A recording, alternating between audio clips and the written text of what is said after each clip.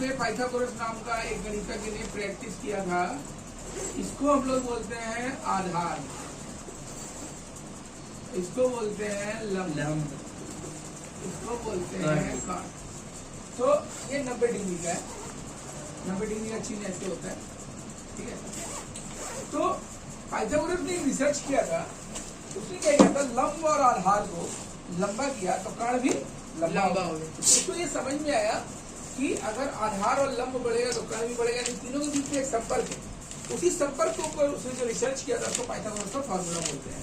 तो फॉर्मूला क्या था, वो फॉर्मूला था कर्ण स्क्वायर इक्वल टू लंब स्क्वायर प्लस आधार स्क्वायर। ये मास्टर फॉर्मूला है पाइथागोरस का।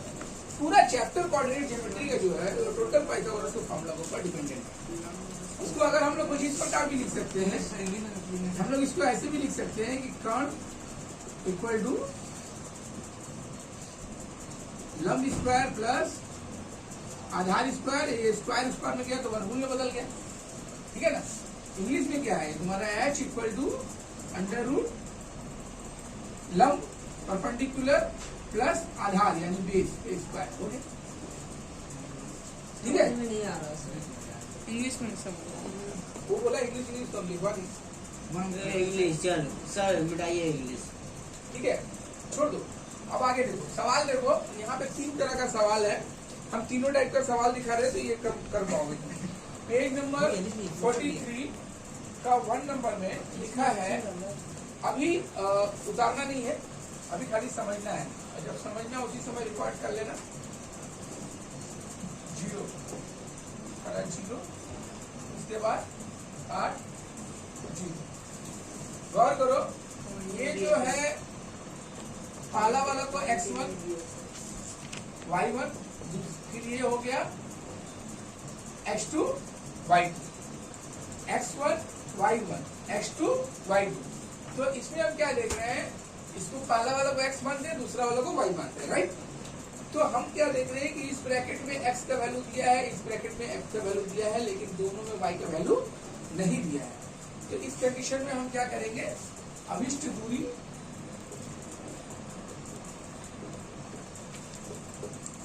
दूरी पूछा आपसे, दूरी बताओ, आपका प्रश्न है दोनों के बीच में डिस्टेंस बताने का। तो दूरी कैसे निकालेंगे, 18 माइनस 8 इक्वल टू 10 इकाई,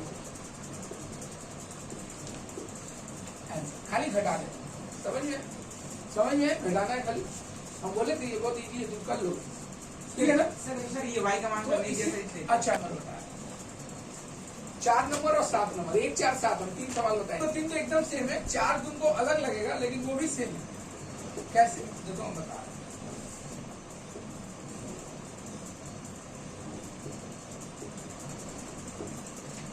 ठीक है, अब 0 माइनस 10 0 माइनस 3, इसमें क्या हम लोग देख रहे हैं, इसमें जैसे x x का मान दिया था लेकिन y y का मान नहीं दिया था।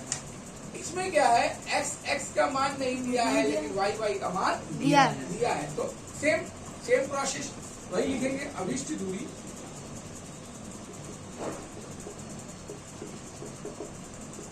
-10 -3,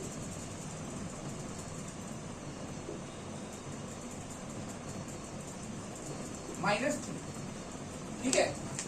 इन दोनों को आपस में घटाएंगे, लेकिन ये इसलिए माइनस है तो माइनस देना पड़ेगा। तो 2 माइनस को तो आमने सामने नहीं रख सकते, इसलिए ब्रैकेट डालेंगे, ठीक है। अब क्या होगा, -10 और माइनस माइनस हिट होगा तो क्या हो जाएगा, प्लस प्लस प्लस क्या होता है, प्लस माइनस। आपको हम कॉपी में लिख के दे रहे हैं या यहीं पे लिख दे रहे हैं हम, ये याद रखिए आप, ठीक है। आपको तुरंत याद, equal two plus minus minus equal two plus, ये याद हो गया। सेम चिन्ह, अगर सेम चिन्ह रहेगा तो प्लस होगा, दोनों प्लस है तो प्लस, दोनों माइनस है तो भी प्लस। अब अगर सेम चिन्ह नहीं हो, एक प्लस हो दूसरा माइनस हो, तो क्या होगा, माइनस।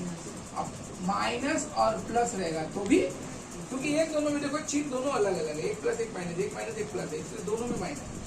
अगर दोनों सेम चिन्ह रहा तो प्लस, दोनों सेम चिन्ह नहीं है तो माइनस। याद हो गया, हाँ, बिना देखे बताओ प्लस माइनस कितना होगा, प्लस और माइनस।